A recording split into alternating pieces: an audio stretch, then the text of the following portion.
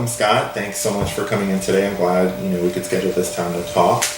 How are you doing today? Doing well, and thank you for having me. Good, sure.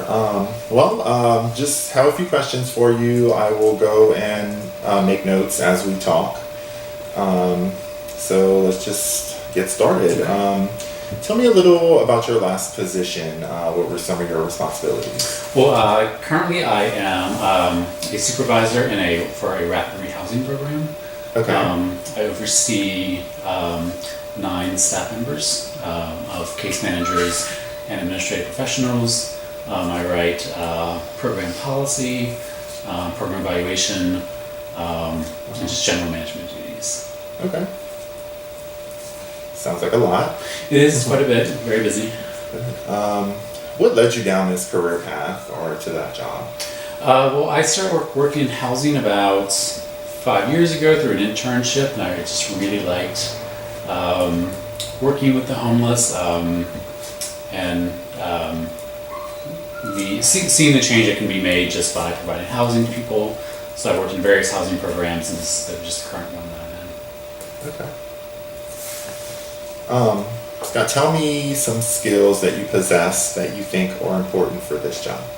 I think for starters, I'm a good listener. So when it comes to supervising, I try to listen to my team, learn what their strengths and weaknesses are, where they need to improve, how we can function together and all work together as a team. I tend to be fairly detail-oriented, and I think what's important probably for a job like this is I think like an auditor. I look very closely at federal policy, state policy when making any decisions and writing internal policy. I know in that last question, and I think the one before that, you mentioned like leadership and management.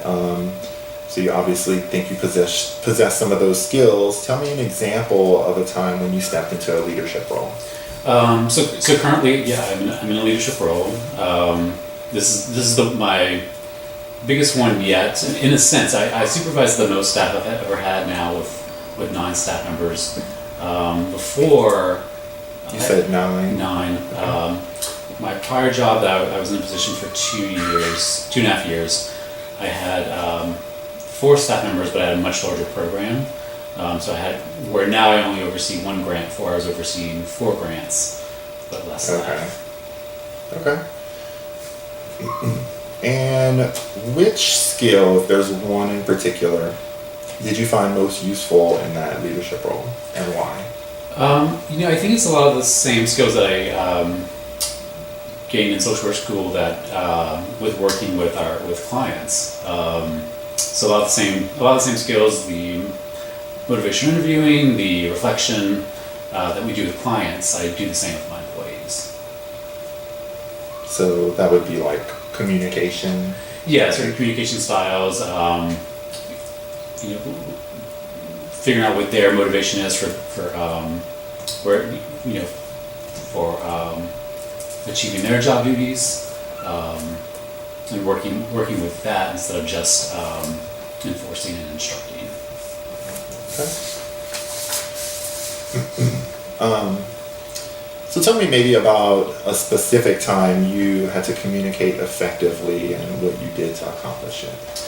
I recently had to go before several executives with the Blue Cross Blue Shield Foundation to learn more about how they can implement housing and healthcare together.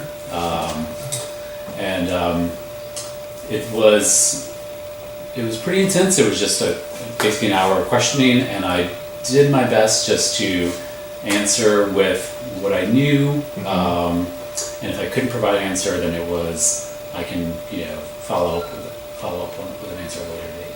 Gotcha. So you laid out what you knew and either what we knew, what we could assume based on research, extrapolate on, and then what needed much more. We need much more information. Gotcha. Scott, give me an example of a time you experienced a difficult situation with maybe a client or patron or coworker? Currently, we're working with a client right now who she's approved for a couple of our housing programs. She unfortunately has been exhibiting psychotic symptoms. She's extremely difficult to work with. Her thought processes aren't intact. So working with her, it's a little bit at a time with her. It's always acknowledging her feelings, where she is, and her process, and then assisting with problem solving for her. Gotcha. So what about that made it sort of difficult? Like, I mean, not obviously, like, you explained her state of mind, but like, how did you work past that?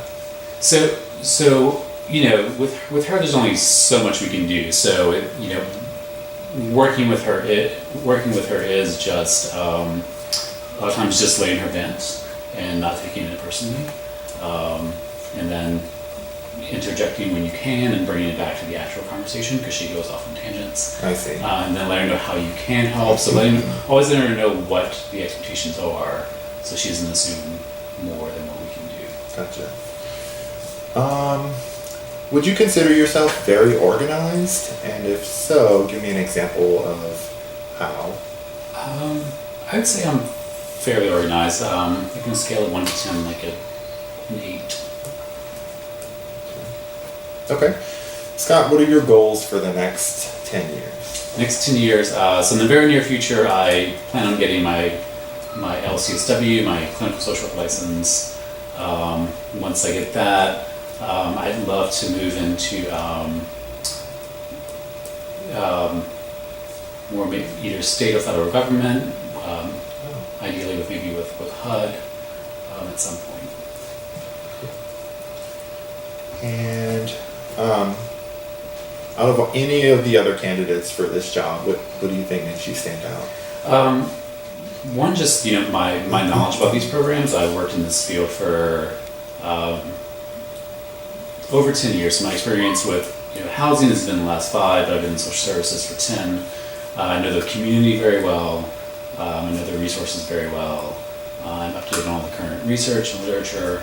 I'm always looking to learn more and implement best practices into our services. Great. Well, Scott, that's all the questions I had today. It was great to sit down and talk to you. We'll be making a decision within the next couple weeks, and we'll definitely be letting you know. Thanks.